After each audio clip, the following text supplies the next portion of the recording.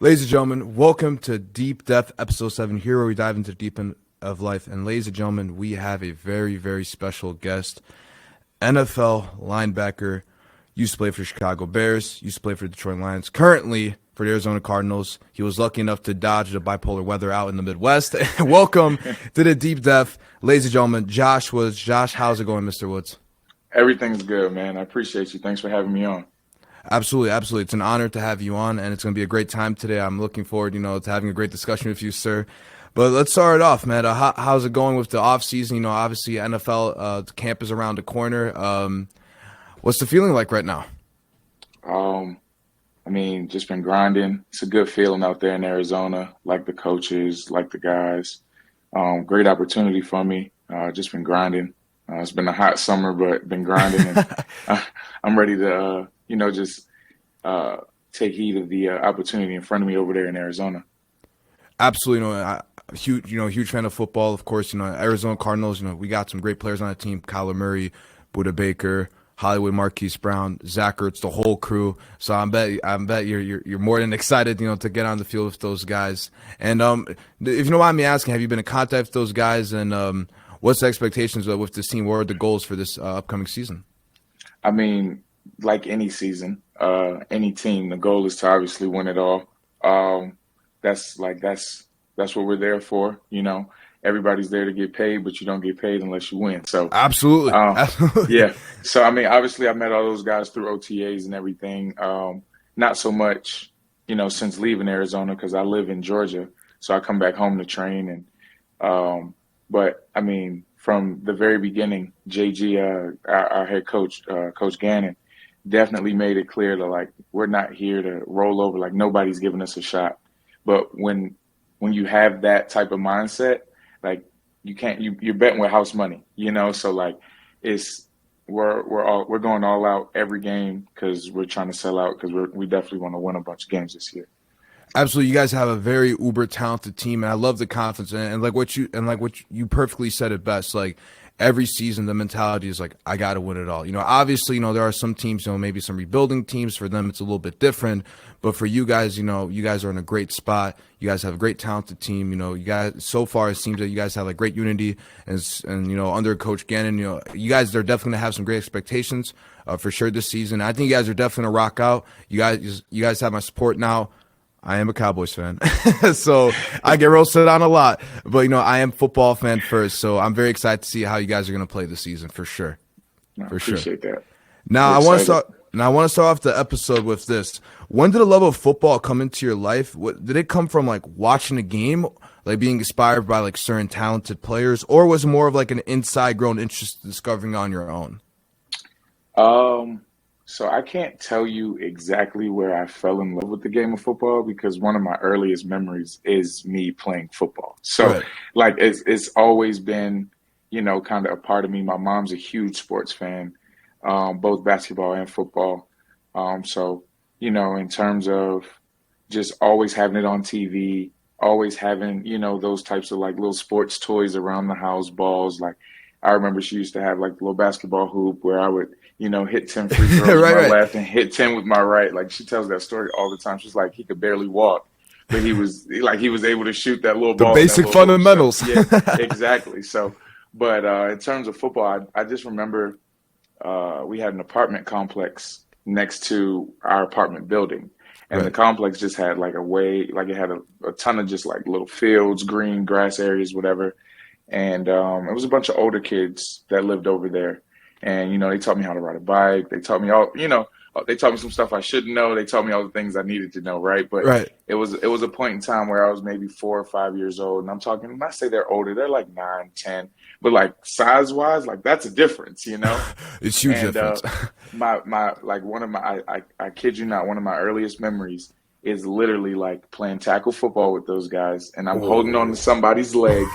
I'm holding on, and he's kind of just dragging me. Hold on for dear life. Over. Yeah, but it was a guy. It was one of the old. He was an older kid, so he's probably 12 or 13. He told my mom, he said, your son has a ton of heart. Like Ton of he's out art. here because she used to tell him like, "Don't hurt my baby." He's like, "We got to worry about him. Like he's the one out here running around trying to smack If guys." I'm coming So down, you're coming down with me. exactly. So, but I mean, football's always been my first love. Like I've played a ton of sports growing up, Right. um, but football's always been number one. Like always. Like I had my room was Ravens colors. Oh yeah, Like I yeah, bet. like I had like a purple stripe, white, black, and then like big gold stripe on the bottom. Like it was pretty dope. Oh, My the dad, yeah. Ravens. Those early I Ravens was a team, big. man. Ray Lewis and them guys. Oh yeah, Oh, yeah, yeah, yeah, yeah, yeah. yeah, they were not. I remember this one funny NFL video I was watching.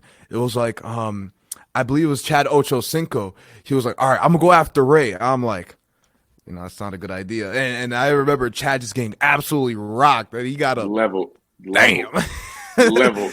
And but no, like I remember and I think that's a beautiful story because I think playing with with the older group of guys, it's always the best way to learn. It's always the best way to learn. I remember like my first sport, my parents being from Europe, they're gonna shove soccer in your face, obviously. So like it was just a bunch of soccer, but my dad would not allow me to play with people around my age. It was like, all right, you're gonna play with people in my age group, all right? And when you Yeah. get tackled, like slide tackled, I don't want you to cry. What happened to me when I got slide tackled? I'm about to go for a shot, I'm like, wide open shot, and then boom, I got slide tackled out of nowhere, and I started to bawl my eyes out because like I flipped over. It was like a Jeff Hardy swanton bomb. Like I was gone, and, like it was bad. And I got up and like, Dad, I can't do this somewhere. He's like, you ain't leaving the game, man. Like I had like 6, 7 bruises, cuts on my knees. It was pretty bad, but no, that's a beautiful story. But that's really honestly the best way, playing with an older group of guys because it teaches you a lot, at an early age for sure. Yeah, no doubt. Teaches you a lot. Teaches you how to like, because you lose a lot, but losing builds character when you play Losing with builds older tons guys. You of play character. with. For sure, for sure. And then, man, walk me through the grind you did in high school and before you made your big move to University of Maryland. Because I did did some research. You did go to the University of Maryland.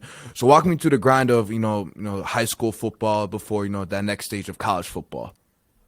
Well, high school football was pretty funny because, I walk in at 5'3", like 130, 140, right? And I graduated at like 6'2", 180. So like there was big, a big growth spurt and also just like a big elevation in my game. I remember that first summer, this is back when we were still doing two-a-days, right? Like this, I'm aging myself a little bit, but we were doing two-a-days and, I was a receiver, but like I said, I was tiny as I don't know what. I mean, look, these, it didn't matter how tall I was, how big I was. I could catch. You know what I mean? And nobody Right. could tell me I couldn't catch. Well, they're doing warm-up lines and everything, and I'm over there with the varsity team, and one of the coaches kind of taps me on my shoulders like, "Hey, little bro, like you should probably be down there on You should that probably go end down there. with JV." And I just remember, like high school was like the first time that I wasn't the man, right? Like I've always been known to be pretty good at football, but I didn't go to high school like as a recruit or anything like that, right? So, I'm fighting for playing time freshman year, don't really get much. Even sophomore year, still on JV. I've grown a little bit, but, still wasn't getting the ball a lot. Like just was kind of not, I don't want to say going through the motions, but just like trying to figure it out, right? And Find your spot. Right. yeah, exactly. So, way my school was set up by junior year, you had to be on varsity. You couldn't be on JV any longer. And I'm starting to, get better and, kind of make some folks notice me, but not to the extent in which, you'd want to. Finally cracked the rotation my junior year and break my shoulder blade. So my season's over. About probably like 5 or 6 more games to go. So I didn't really get to play a whole season. So at that point, I'm kind of like, football's over with. People are getting offers. Like junior year is the year, like you're supposed to get your That offers, and is the then year. senior year you Yes. sustain them, right? Hmm. And so this junior year at this point is like, all right, this is a wash. But my best friend ran track, so I was running track with him, and really fell in love with the field events, long jump, high jump, triple jump, things of that nature. But I would run with them at times, but I wasn't a short sprinter by any means. Okay, don't ask me any 55 or 100 times. I don't have any good ones for you. But Right. um, But, running track, I'm so grateful for it because it taught me discipline and it gave me like a different level of work ethic because, on track, it's just you. It You is, have yeah. nobody to blame. You have nobody else to blame. You have nobody else to talk to. That little voice Every in man your for head, like himself. it's all you. So it really gave me a different perspective in terms of just like locking or unlocking a different part of my just like mental capabilities, my mental toughness. Come back senior year. Well, that summer, like I worked my tail off. I don't know what I can say or what can't say, but Hey, I man, if worked you want to really swear. hard. Nah, I worked really hard that summer going into senior year. Not to mention, shot up another 2 inches. So now, like, I have the height to back up, everything that I'm trying to do on the field. Absolutely. And that senior year rolls around. I'm supposed to be wide receiver two, ended up being wide receiver one, and uh, my school was 3-8 the year before. We went 11-0 that senior year. But what really did it was a corner got hurt going into like we had 3 games left. A corner got hurt, and I'm playing receiver. They're like, "Oh, we don't have anybody." Woods, he has good hands. Woods, go out there. So now I'm playing both ways, and I don't know anything. Like, bro, you could look up my huddle tape. Oh, the technique's awful, but I can't go high point the football. Okay, that's all I know is to high point the football. And so, just a long story short, we played this Maryland or Baltimore City powerhouse named Gilman. Oh, And Gilman's been whooping up on us at McDonough for years. I'm see talking that, like that it's that that name itself just sounds terrifying. yeah. Gilman School, right? And there's a Gilman McDonough rivalry. I think right now they're on like game 108 or something is coming up this year. Like they've Oh, been, but wow. Gilman has like historically been the powerhouse, right? Well, we beat Gilman 37-6 that year.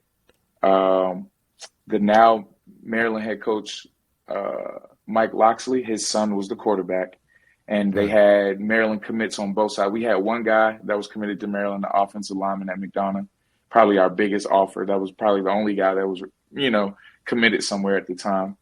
And Gilman had 2, 3, 4 guys that were over there. Not to mention the coach's son. So they're there, but we whooped up on them 37-6. I scored a touchdown, had like a ton of pass interference calls. I was as a wide receiver.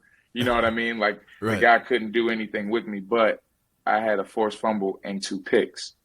And so shortly thereafter, they called and I drove down there and basically committed within the week because I was like, it's senior year, like it's not time to play around. My scholarship might be gone. And they told me that they wanted to switch me over to defense. This is around the time the Legion of Boom's going crazy. Everybody's looking for Oh 6'2" my plus goodness. corners. So that was really the plan and the reason for switching over. But wide receivers always been my number one. Like first love. Like if you ask me right now if I could slim up and think I still could play, yes, but only possession receiver. I'm not taking the top off. Only a possession receiver. Oh my, no, that sounds so cool. And ironically enough, I kid you not, I was gonna ask you about the receiver positions. I did do some research on you, and I did see that you used to play receiver, you used to play corner, and I imagine like that must have been like your primary position at the time. And that's crazy because there's a lot of NFL players even currently that played a different position back in the day. If I'm not mistaken, I know Trayvon Diggs wasn't always a corner. If I'm not Right. mistaken, he was more He was a receiver. He he was was a a receiver receiver. back in the day. Yeah. And then Hmm. since he had like really good hands, they're like, all right, well, we're gonna put you on the corner and see how you do over there. And I think that's the beauty of football. Like I feel like each position like kind of like has like a maybe like a similarity to it. Maybe like for example like receiving on the receiving end. Because I have a couple buddies that used to be a wide receiver, but then they would probably bulk up a little bit, then probably become a tight end, and Right. there'd be some similarities, and that's very common in football. And I wanted to ask you about that. Was it like hard for you to switch from offense to defense, or was it like Oh um no, pretty smooth? it was really hard to switch to defense. I had like that same uh, aggressive nature that I think I had when I was like 4 or 5. I didn't know how to tackle properly. I didn't know anything about defense. Like I said, like I had, I was coming from zero technique. Like all I had was hands, right? And like that is literally, like, you got to get to that point as a corner. You know what I mean? Like, the catch is the finish of the drill. There are so many things that happen before Oh that. my. And so that transition was really, really hard. And just like me personally, like, I'm not like, a lot of guys think that they're the best at everything. Like, I'm not the most quick twitch. And I think what you need more than like just straight line speed at corner, you don't have like all corners aren't fast. Most corners are quick, right? And there's a difference between the two. And so after 2 years of like trying out corner and trying to get a feel for all of that stuff, that's when the Durkin regime came in after Edsel got fired, and they moved me back to safety, which was a lot easier for me in terms of key and diagnose, seeing things the right way, but still was trying to find that like aggressive nature. And it took for Durkin and them to bench me my junior year and bring in this 5-star recruit the following year. And bro, I was a senior running with the threes in camp. And I said, oh, okay. Y'all think I'm a bitch. Got it. Like that was basically the mindset. And by the end of camp, I was the starting safety. Man, that's a crazy story, but in a way that's also inspiring because, I remember, so I actually have a buddy of mine, not long ago I had him on, he's currently a D2 quarterback, and I remember he told me, like, it took him, like, some benching moments, it took him some, like, specifically like getting benched. Like, there was a game I remember he told me, like, outside of the podcast, like, because I watched him growing up, and he was like, man, like, they benched me for today's game. I'm like, well, you know what that means? You gotta fucking go to work. You're like, if you want to like get back on the field. But in a way, I bet that's also like a good feeling of getting benched, because in a way, it's like, all right, I gotta do a little bit more to to really earn my spot. Complacency is not like uncommon to any person, I feel like. So when you do, you kind of need that reminder, because complacency is the enemy of greatness. You can be good, but as long as if you ever get complacent in being good, you'll never be great. Very true, very true, very true. Because the way I look at it is, because we watch sports all my life, my pops is super old school, with sports, and like in the real life world, he always told me, like, even the real life world, he's like, never be satisfied with what you got right now. There's always more you could do. Always look for more, like dig deep, like dig deeper for more and more and more, like until you reach your maximum potential. And even when you're at your max, break that maximum potential, break that limit. Like because the way I see it is with sports in the real life world, no one should limit themselves to anything. Like there should be no sort of limit in what we do in our daily lives, whether it's sports, whether it's school studies, whether it's, journalism, whatever it is that you enjoy. None of us should have any limit above ourselves whatsoever. Yeah, no, I agree. Couldn't be said any better. No, yeah, it's great story, by the way. Like that had me like on, like that was crazy. Like, holy shit. Like that must have been like a big learning lesson, Like I can't even imagine. Fuck. Yeah. That was crazy. It was pretty embarrassing to say the least. And I think that's what drove it the most, just being embarrassed, not wanting to go out like that. Because not too many guys, like football, in my opinion, is the only sport you can't recreate, right? Like you can play pickup with your boys. You can play tennis. You can, you know what I mean? Like you grab a soccer ball, pass soccer it around. ball, yeah. Football. Like how many guys are out here really playing football past the organization, like in the organized sense that I'm talking about. You know what I mean? You can go toss a pigskin around, but that's not playing football. You know what I mean? Like I'm talking like hits. Yeah, like the grind. Like you can't recreate that. You can't. No, and there's I didn't want to go. I couldn't go out like that, For sure. Like unlocked a different level and went to Chicago, and there was another test. But it's been fun. I don't regret any of the position changes I've made, because I feel like they've allowed me to all like encompass the football IQ that I have now. Like Absolutely. I know what's going on in different places on the field. So as a linebacker, it kind of just helps me. And not throwing that cliche saying, I feel like everything happens for a reason. And here we are. And, great for you. Like that's like tremendous story. And that's going to definitely inspire some people out there coming on to football. And how different is high school football? in college football in terms of pace of the game? Pace of the game much faster. Um, I think in high school, I tell kids all the time when they're in high school, like, don't think too much about college and offers and everything. Like, all of that stuff will fall into place, right? High school football is the last time you'll have fun, right? That's the last time you're playing football for fun, right? And some programs maybe not. Like, it might start there. Like, you know what I mean? Different parts of the nation take football very seriously in comparison to, my high school experience. Like, my high school experience was more fun in terms of football. Got to college and you realize very quickly how much of a business that it is, right?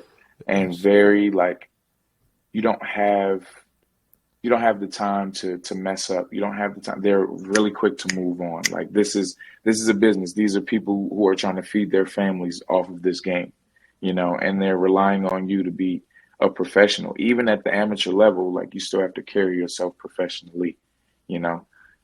So that was the biggest change in terms of just how to govern yourself, Oh and man. learn how to learn those habits and techniques, and really learn how to be a pro. Because I don't think, like, in high school you're not supposed to know how to be a pro. You're a kid, Right. It's the and homecoming games, like you're trying to press that girl you're going to prom with, exactly, it's more different in high school. Absolutely. Yeah. yeah. And then it's that turnover in college where it's like, okay, you're still a kid, but like, you're about to be a man. You don't have time for those kid games anymore. So who can make that? Who can run that curve the fastest, essentially?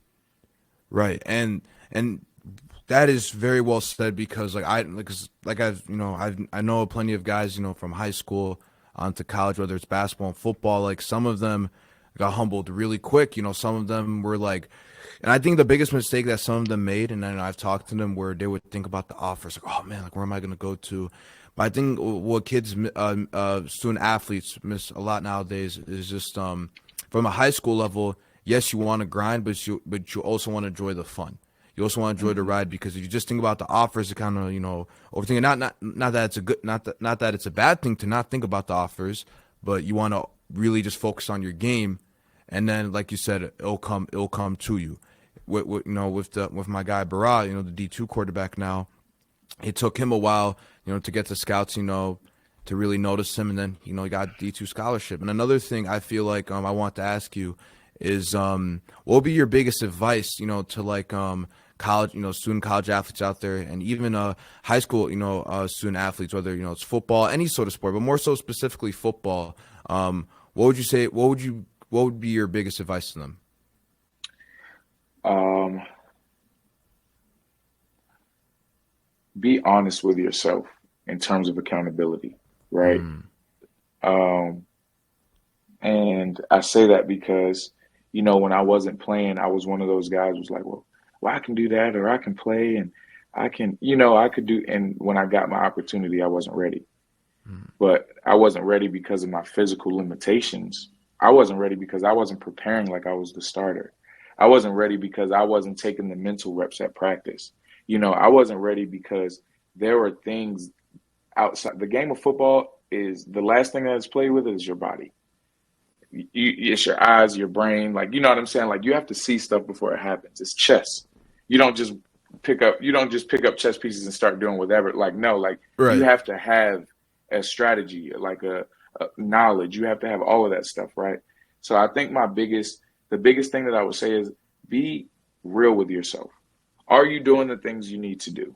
Are you doing the things above and beyond that you should be doing? You know what I mean? Are you studying? Are you doing all the right things? Oh, this coach hates me. No, he doesn't hate you. He just doesn't have time to explain for the sixth time why you're doing this wrong. He doesn't hate you. You're just not doing it right. Do it right. Learn from the guys ahead of you. Ask questions. Go to extra hours, like office hours, whatever it is that you need. But are you being real with yourself? You know, I think that's the biggest thing, because I wasn't being real with myself, and I feel like that hindered, my development in college. Maybe I wouldn't have been undrafted. Now, granted, I'm grateful for the path that I have. I feel like it made me the man that I am today. But at the end of the day, like, you never know where you could be. You know.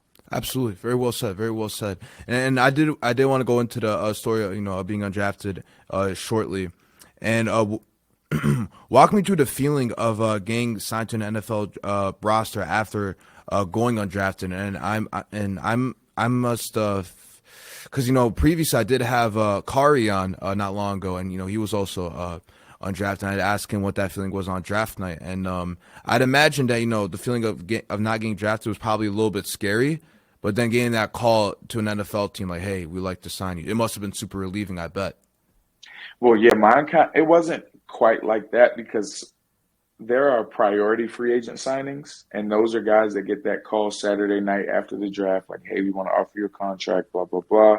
Hmm. Well, my phone call came Sunday afternoon, and I mean, as you can imagine, I was defeated, embarrassed, after not going drafted because regardless of where you're projected to go seventh round, which means you're going undrafted. Like, you know what I'm saying? Like, but there's still that sliver of hope, right? Hmm. And Yeah. you put all this work in and everything. And so, bro, I was defeated. I was embarrassed. I didn't know what was my next move. Um, but they called me Sunday, and my brother and one of my like really really good friends and we started this brunch company called the Brunch Gods. And at that time, we were just trapping out of his mom's kitchen, bro. So I was literally, I was literally icing donuts and crushing up Oreos because we have like these, like you ever heard of like duck donuts? We have like we used to do like really wild donuts like that, like Fruity Pebbles, I've heard of those type of Oreos. donuts. Yes, yes, yeah. Yeah. So I was literally crushing up Oreos and sprinkling them on donuts when my phone rang, and it was the Bears um, calling just to, extend an invite for a tryout at their rookie minicamp. Mm. And of course, I accepted it. It was my only tryout offer. Some guys get multiple, but that was my only one. And uh, they sent out like, just these are some things you should look over. And I studied that joint every day, all day. I got the assistant DB coach's number. Like I was texting, calling him, asking, what does this mean? Or how's this? What are you guys looking for in a safety? And, just really, like I said earlier, like kind of just playing with house money, like I'm putting it all in right now because I have nothing to lose. Like, what am I going to do? Go back to doing donuts? Like, okay, like Right. that's cool. So, I was just studying my butt off. I was working hard, working out and everything, and went out to that tryout. This is when it's a 3 day tryout, and uh, I was out there running with the threes. I'm talking probably getting 5 or 6 plays in the first day, right? Like not like I was not one of their guys. I was a tryout. They needed 100 people. You're one of our bodies. You know what I mean? But I went there, and anybody that's ever played with me knows, or they'll tell you like they know when I'm out there. They like my presence is felt, and I wanted to make sure that I made my presence felt. So I'm out there like I'm a year 8 safety.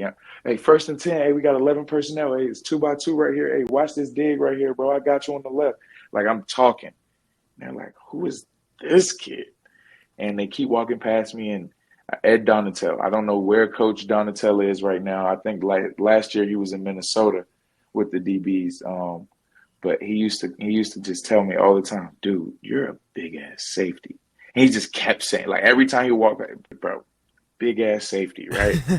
And so second day rolls around, probably get, a couple more plays than that. If it was 6 the day before, it was like 8 the next day. But I'm doing the same thing. I'm making plays. I'm all over the field. I'm running everywhere. And third day rolls around. And well, after that second practice, they put me on the scale. And I'm like 216 after practice. Now, you lose weight in practice. I'm 216 post practice playing safety. And so they called my agent and stuff, and they were like, "Hey, like, what does he know about linebacker? Like, can he, So they moved me into the box for that third day, and I Mm. had absolutely no idea what I was doing. Right? They were like, "We just want to see how you move, see like how you react, and just go play ball. We don't care what Yeah, you let's know or don't experiment know." it. Let's see how you do in that position type shit. Yeah. And I remember covering a tight end, and they didn't throw it to him, but it was pretty good coverage, right? And I mean, because at the end of the day, that's just like safety. So I was at home with that. It was all the box stuff I didn't understand, and Right. um, they sent me home. I didn't get signed because that's what it was. They like the way that Coach Nagy brought it down. He said, unfortunately, everybody can't stay. I thank everybody for coming out, giving your effort, and one of the guys is going to tap you on the shoulder if if you earned a contract. If not, like, thanks for coming out, and the buses will be out front. And I was dragging my feet, bro, off the field. I'm the last one to shower. I'm the last one. I'm like, somebody's going to grab me, bro. They got to touch me, but they got to grab my shoulder, bro. Never did. So I went on the bus and I started crying in the back of the bus. By the time I got to the airport, my agent had called me and I was, he could hear that I was crying. He said, dude, what are you crying for? Like, they didn't tell you? I said, no. He said, I hate those guys, all those mind games. They're inviting you back for vet minicamp. They just want you to try out at linebacker. And so I went home and I just ate everything. Like, bro, I have this guy named Coach Keith. I don't know if you've seen one of the videos that I just posted from this past year's camp. Coach Keith was the older guy who was talking in the beginning.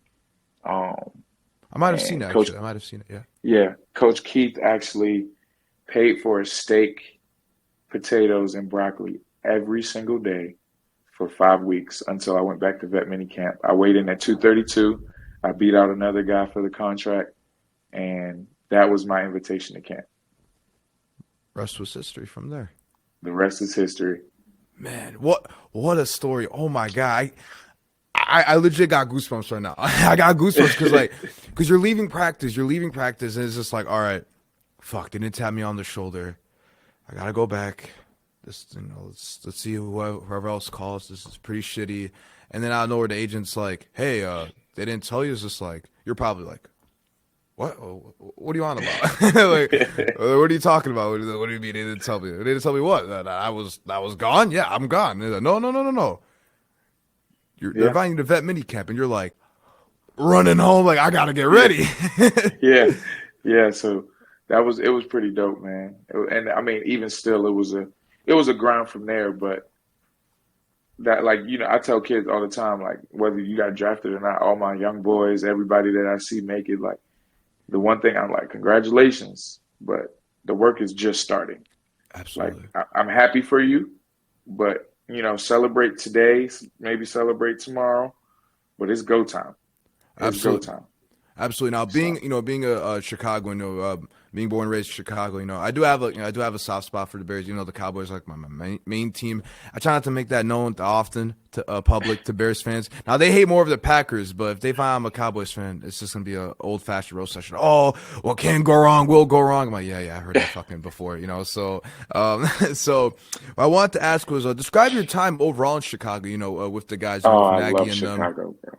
I love Chicago, bro. I love the city of Chicago. I love my time in Chicago. We had so much fun.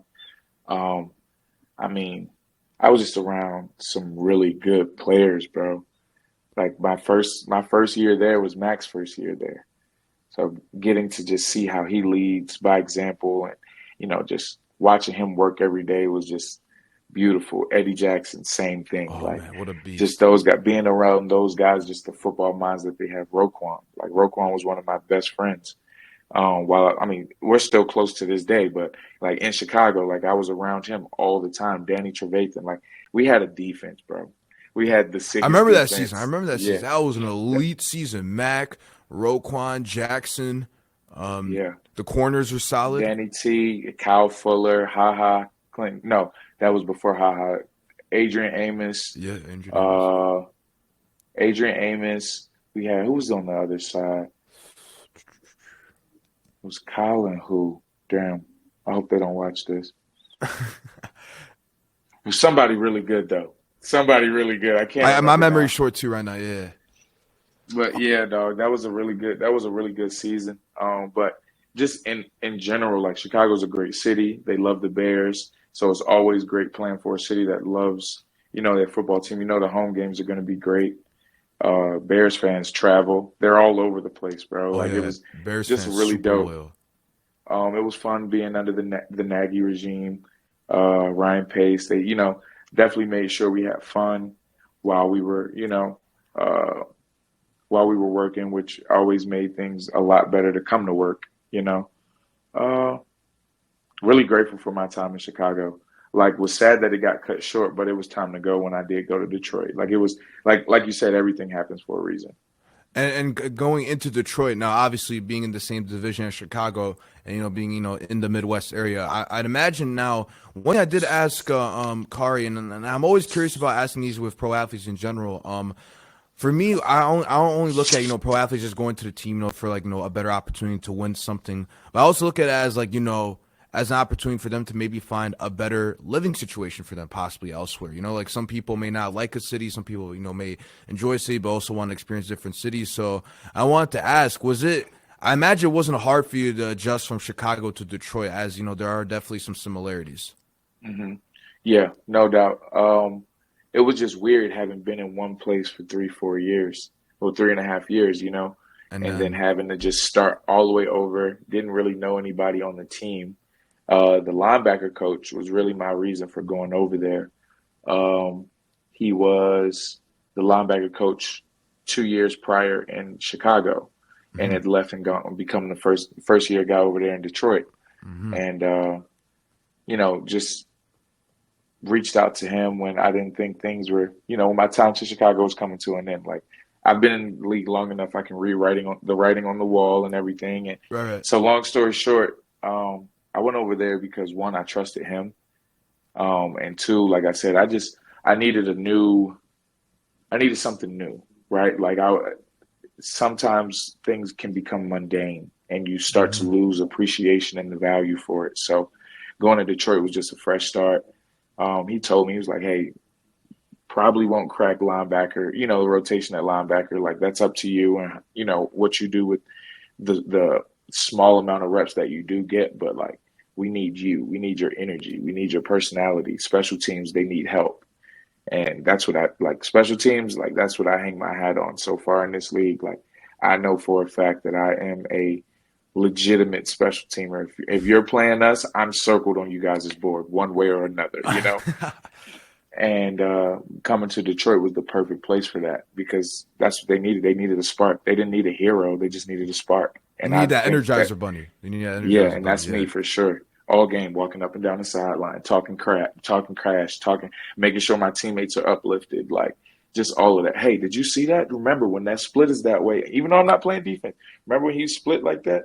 Yeah, that's when the under's coming. Remember that, like just stuff like that.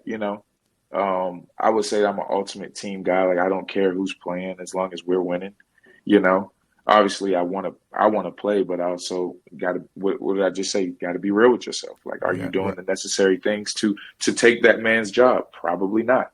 You know, and so uh, that was really my reason for going to Detroit. I had no knowledge of how the city of Detroit was or anything like that, but you're right in the sense that there are similarities in terms of weather and just overall culture, Mhm.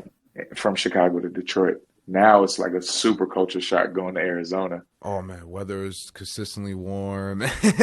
But Oh, they don't check the weather. I got there, you say, "Oh, it almost rained today." Almost rained? It rains every day over there. Like oh my god. See, with Chicago, I gave up on the forecast because it's like, all right, it might be sunny it today. lies to you. Hmm?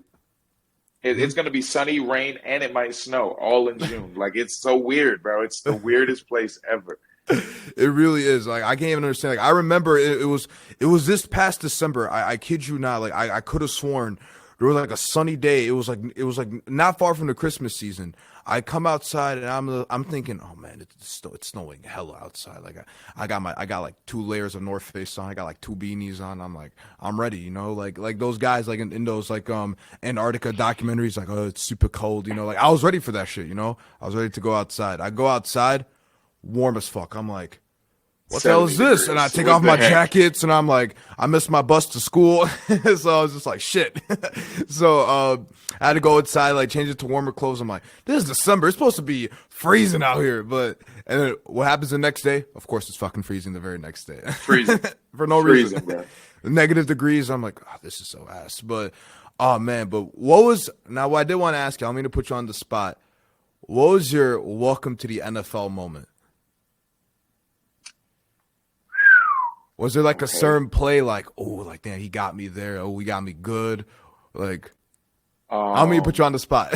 no, it was my camp, and so it was my rookie camp, and there was a tight end who so like I always ran to the ball, right? No matter what. Like, and I'm not like overly aggressive when I get there, but I'm running to the ball, tap off on the hip. Like, if anything, it's good cardio, right? Like, there's no better Yeah, way to you can't get into absolutely. football shape without playing football. Like it's just Exactly. different. And I remember I was running over to this tight end, and I was like way out of the play and everything. And I go to like let up, and I give him my chest and everything. I'm just going to like run by, tag him on his hip, maybe punch at the ball, but like not actually like go to like kill the guy. Just Right. work on my technique, punch at the ball. You finish your play, I'm gonna finish mine.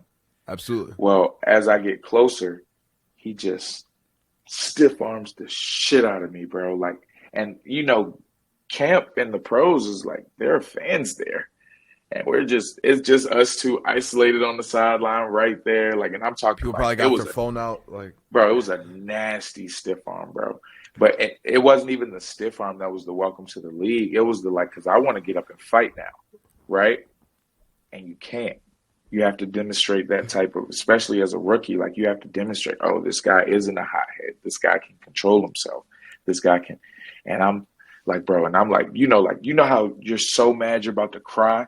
Like, bro, like and I got to line up for the next play, and I like had to keep my cool, and I almost lost it. I went to go like chuck the guy as he's coming across the middle, same guy. I went to go like, and I did, and I laid off it. And Nagy actually like pulled me to the side and like congratulated me for that. But like that was a really big moment in terms of like, okay, like no, like you're in the league. You have to be a professional. Like, how could you you can't cost your team 15 yards, no, you can't. And that's the one be it thing. practice or not. Yeah.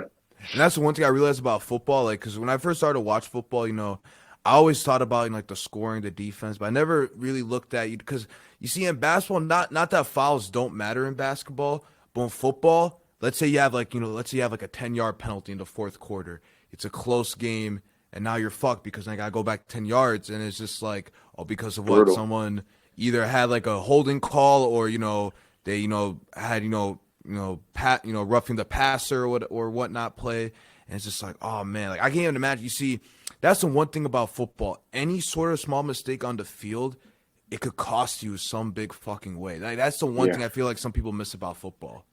Yeah. The margin of error, like everybody has fast guys, everybody has strong guys, everybody has playmakers, right? Like the margin of error is so small in the NFL. Like you just don't know what 4 or 5 plays are going to cost you because that's all it's going to come down to. Most games are defined by 1 or 2 score games. Most outcomes, Hmm. and you just never know what play is going to be the one that's like, damn, that's where we lost it. That's what really hurt Oh us. my And you god. never like to blame one guy for that because there are things that lead up to the reason why you're even in that position, right?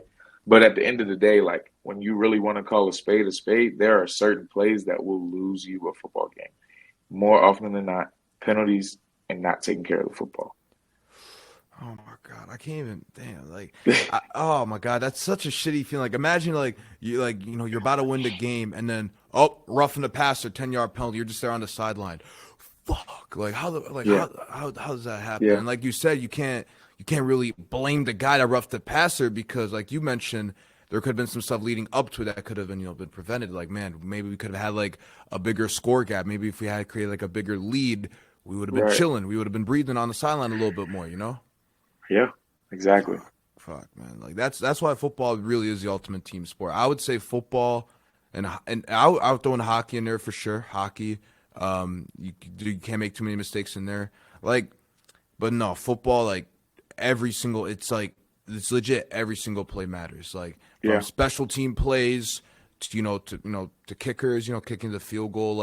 I remember as a young kid, like a young football fan. Oh, like field goals don't matter too much. And then like one day, like one of my like big football fan, he was like, nah, like field goals matter too. Like you gotta understand, like each little play matters because that one small play that they It's mess up, chess.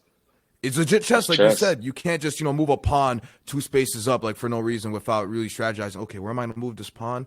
I'm gonna just move this bishop, wherever. You gotta Yeah. strategize. Okay, like the queen is open on the left side, but the rook is waiting for me, so I can't move there. I gotta Hmm. move to Yeah. the little right. Let me halt on that move for a second. Yeah. Fuck, For man. sure. That's crazy. That's crazy. These are some crazy stories. And what I wanted to also ask you, with football, obviously, with the Bears, the Lions, yeah, not to also put you on the spot, and even now with the Cardinals, do you have a couple of favorite teammates you really enjoyed playing with? Yeah, yeah, for sure. Roquan being one of them. Uh, Alex Anzalone, Derek Barnes, those were two of my guys in Detroit. Jalen Reeves-Maybin, great guy, one of my better friends. Austin Bryant. Um, shoot, man, I'm a big team guy. I love all my bros, honestly. But For sure, yeah, I'm just rattling off some names, like some really good like relationships that I know are gonna last the test of time. for sure. Um, Danny Trevathan was a great guy to be around. He took me like a little brother. He took me under his wing like a little brother. Forever grateful for him, and like definitely just met a lot of guys. It was good to see. Learned a lot of things from a lot of different guys and how guys attack their days and attack their work. But to name a few, those are like probably some of my closest guys. Bilal Nichols, D tackle over there, and with Vegas now. Great guy. One of my better friends as well from Chicago days. So I've met some really cool guys to call them brothers. That's beautiful, and I love the Roquan, shout because being a Chicagoan, I love the Roquan shout because I heard a lot of stories about him. Like he's just a really legit dude. Like he'll keep 100 with you. He's all about you know unity, and he just wants to win like everyone else. He Yeah. just really No, he's wants a to winner, win. bro. He's a winner. He's a winner for sure. Yeah, he does not accept anything less. He always Yeah. wants more, and that's what I love about guys like that. And now moving on, to your program with kids. This is what most thing I was looking forward to asking you about. Walk me through to what started for Woodsy for the kids. Woodsy loves the Woodsy kids. loves the So kids. so um I can legitimately tell you each time I've ever met a pro NFL player, uh being a kid and uh like first and foremost, I'm a byproduct of people giving back. Right? The high school that I went to was full scholarship. My middle school was a charter school. Like we were dependent upon, people giving back, right? Absolutely. Um, joined a fraternity. My fraternity, like our motto is culture for service, service for humanity, you know? So, like giving back is a part of me, right? Especially coming from a marginalized group, being from Baltimore City, not having, the best of hands that have been dealt, right? Um, Right. it's important for me to always reach back and remember where I came from because I wouldn't be here had someone not reached back. And I know the impact that meeting you might not even want to be a pro football player, right? But meeting somebody who walked those same streets, played in those same alleys, played in those same front yards, rode bikes and wheelied on those speed bumps, right? Like it does something when you know that they've been there and whatever it was that they wanted to do, they were able to do it, right? There's a lot of I tell people all the time, there's a lot of hard work involved in both getting to where I'm at and giving back because it's hard, right? Like there are a ton of obstacles, but like I said, there's nothing that anybody can tell me I can't do, right? If I don't do it, it's because I don't want to do it. It's not because somebody made it hard or there's like Yeah. some stuff that I can't get done, you know. I tell my coach all the time, like if something's hard, or I tell somebody I'm training with, like, tell me I can't do it. Like that's the motivation that I need to get that last rep. That's the like literally tell me I can't do it, and then I do it. You know what Keep I it mean? 300 Because with me. that, Keep it yeah, 300. no, yeah, that's exactly what I need every time. So, um, that's where the idea came back from. I just remember meeting some guys like Eric King. I met Ray Lewis before. Like I just remember meeting guys like I met Darius Hayward Bay. He believe it or not, he actually went to my high school. So he came back one time and was talking to some of the guys and it just it does something for you, you know. It gives you hope. And that's really where the idea of the logo came from. I don't know if you're familiar with the logo that I've been posting, but it kind of looks like almost like a superhero patch, I right? did, yeah. Like It's like when a you, it's like a W, but it's like if you yeah, replace the S on exactly. Superman, it's like a W. Yeah, it's pretty cool. Exactly. Yeah. So the whole idea of that is that I wanted to give kids hope, right? But my whole thing about Beautiful. superheroes, you'll understand, I hate superheroes in the sense that like they're viewed as like perfect, right? They're Because not. nobody, neither one of us know anybody that's ever been perfect. So if you look at the W, there's a crack in it at the top to signify that we're all damaged, we're all messed up in some sort of way, but here's still Wow. this same emblem of hope. That's powerful. That's actually very beautiful. Oh my God, that's beautiful, man. Like, Yeah, bro, appreciate it. that's beautiful. Put No, yeah, put a lot of thought into it, bro. I love, no, I love that because like I think nowadays, like I used to have to, because I'm going to school right now for like journalism, for podcasting and media, and sometimes like I beat myself up, if I feel like I didn't, if I wasn't good enough or something like that.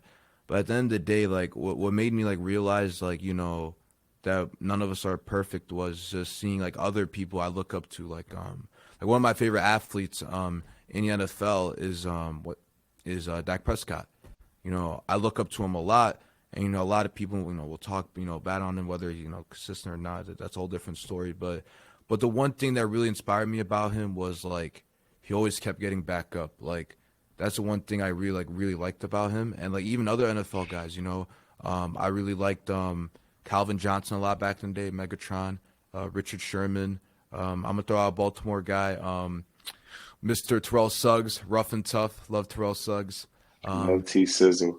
oh man, like those guys, like those guys, like we're always displaying like, hey, like nothing, like you can't be perfect because there's no such thing. Like the only thing that's important in life is if you mess up, that's a beautiful thing because you learn from your mistakes. And when you learn from your mistakes, you're supposed to improve from it. So whenever I slip up, during a question, or if I lose like track of what I was saying, I'm always like, just keep it going, just learn from it, Yeah, play it back, keep it going. And it's like I imagine it's the same thing with sports. Like if you fuck up a play, it's like, all right, hey, yo, I messed up. That's on me. On to the next one. I can't look back at it. I messed up. I messed up. And even the GOAT, Michael Jordan. Like people like he didn't make his high school team. He right. didn't even make his high school team, and it took him like a while to be like, I'm that dude. And even MJ's not perfect because I remember when he first came back from retirement, he didn't win the NBA championship when he first came back from retirement. He had to lose, so he's like, oh shit, like I gotta get back on the horse. And like there's so many examples. Like even the great Tom Brady, if he was perfect, he would probably have won all those Super Bowls, but he didn't. He That, didn't. now he won a lot. He won a He won lot. a lot, He won a but lot. he didn't win all of them. You're right. He didn't win all of it, but he won a lot. But that's the beauty of it. And I really liked how you broke down the logo. I really liked how even superheroes, like in the Avengers, like they didn't, like in one of the movies, like when Thanos did the snap, like they didn't win. They Yeah, lost. They won the movie. So a lot of fans are like, like what the, like what just happened? And then like everyone has trials and tribulations. So there's no such thing as perfect. However, there is such thing as bettering yourself every day. There is a such thing as that. Like I remember like going start going to the beginning of our episode. Like there is no limit because if we have like limits to ourselves, if you just say, all right, my goal is this and that's that. As long as I'm there, I'm perfect. I'm good to go.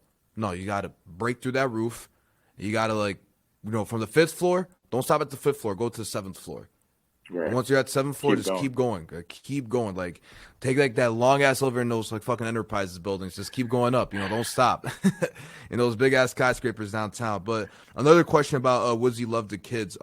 How important is it to help young kids, especially today's time when you have a lot of distractions, with social media, electronics, just being expanded, video games, and obviously a little, and some video games are nice here and there. But what I really liked about your your camping program is you're getting these kids like to get disciplined athletically, so they know like what the grind is going to be. Later on, it's good to have fun, but you're also instilling in these kids like, hey, this is the grind that you have to do. So walk me through how important is it, to really show kids, like especially athletically, because I think athletics, whether it's football, basketball, soccer, showing kids at a young age, any sort of beautiful sport really goes a long way for sure.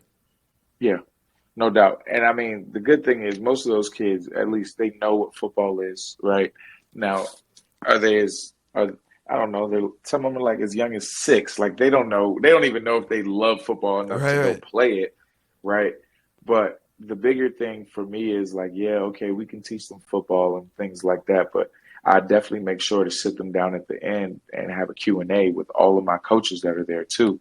So I like to use guys that are from every level. So I had XFL guys, USFL guys, college guys, guys Beautiful. that, and then, I had some people, some other like NFL guys that were there that, their career might not or wasn't as long as mine. Absolutely. And I just like for those kids to be able to hear probably, and more often than not, it's probably the same thing their parents are telling them. Stay out of trouble, do good in school, right? But like, who wants to hear that from mom? Josh Woods is saying it over here, and Yeah. it just might hit, it just might hit differently, you Hmm. know.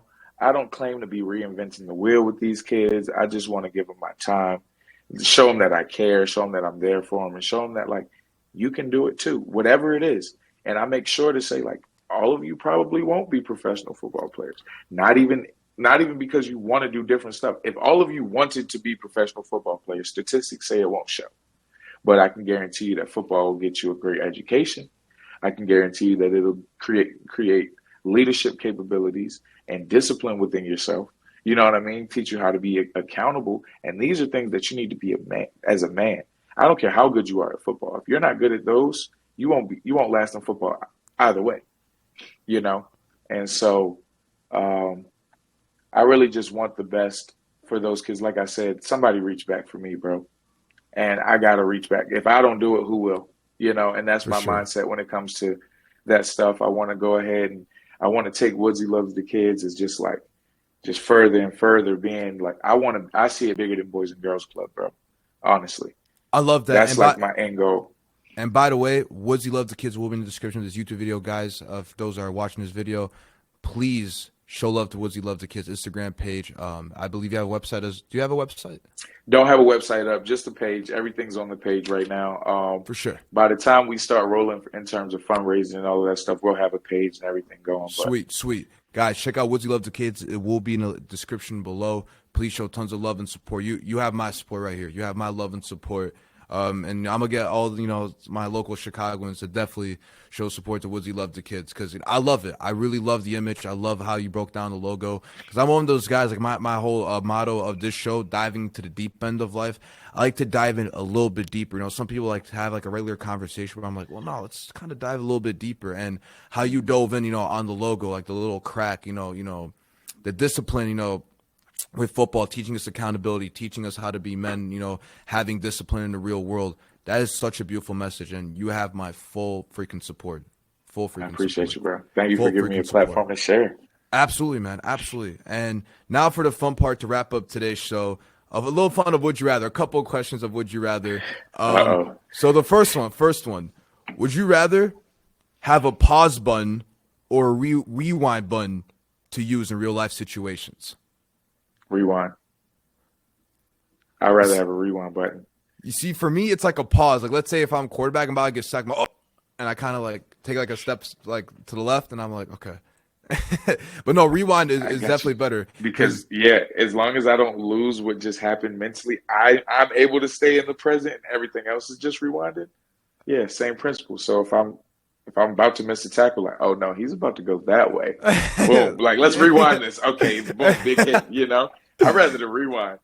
No. I think there's no wrong answer in this. I think the rewind button is No, definitely a good one for sure. For no sure. wrong answer at all.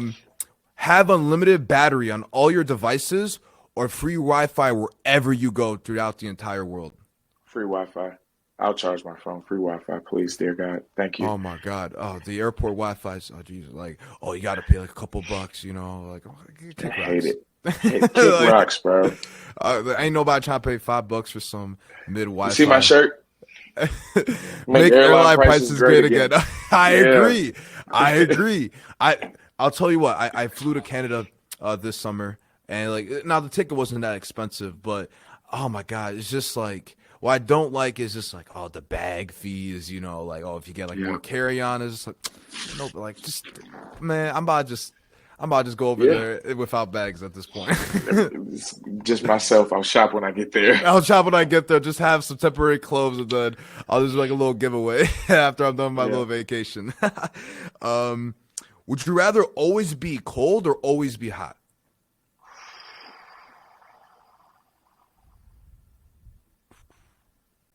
Dang, that's hard.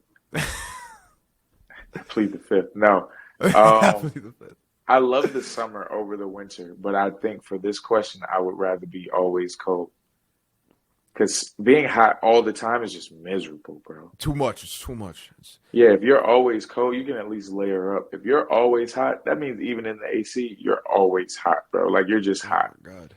And Yeah, let's say no, the I'm power going goes out always and now your cold. AC doesn't work. Oh my God. Like that's the worst. Yeah, Like now you're I'm going fucked. It's cold. GG's. Now you gotta open the window. GG's. It's good game. It's game over. GG's for Open up sure. the window. Oh man. Would you rather have the superpower of telekinesis or be invisible? Telekinesis. Yeah. Telekinesis for sure. Especially in a football setting. Oh my God, that'd be fucking insane to have. Holy shit! Yeah, Like, I already know what you're gonna do. yeah, Like, I exactly. dare you. Yeah. I would love to. Telekinesis is what I need for sure. Oh man, I don't know if you remember that one video. It was like it kind of reminded me of telekinesis. It was Cam Newton in his prime. It was him against Green Bay. And Clay Matthews was trying to call out a play. He's like, He "Okay, said, I see you. "Oh, I you've been see watching film, huh?" He said, "You've been watching film, huh?" you." And he read it. He's like, all right. He's like, ready, and then boom, touchdown. Whole different play. Whole different play. Oh, different play. Oh man, that telekinesis right there. Yeah. Oh man. Now, one of my buddies asked me this question. He's like, "Oh man, could you pass this along to him? He's a big diehard football fan. Would you rather have multiple Super Bowls or have multiple Pro Bowls?" Super Bowls. Super Bowls, yeah. Super Bowls. Pro You see, Bowl. Yeah. Like, not that guys don't appreciate the Pro Bowl, but like, it's not what it used to be. it's not what it used to be. It's a popularity contest. Like, cool. I'm famous. What have I Yeah, accomplished? exactly. Like I had one good I'd rather be season, more but accomplished than famous, you know?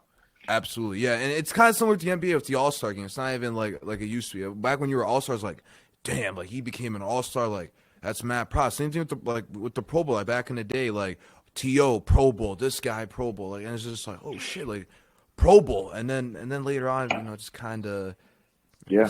it's not the same. But I agree with you. I think Super Bowl is definitely like I'd probably go with the same answer. Who would want nice little trophy cabinet at the crib? Like, hey, Exactly. I was that dude. I was there. I won Yeah, that Super Bowl exactly. ring. Oh man. And then would you rather have your own personal jet or like a personal robot to help you out? PJ. Personal PJ.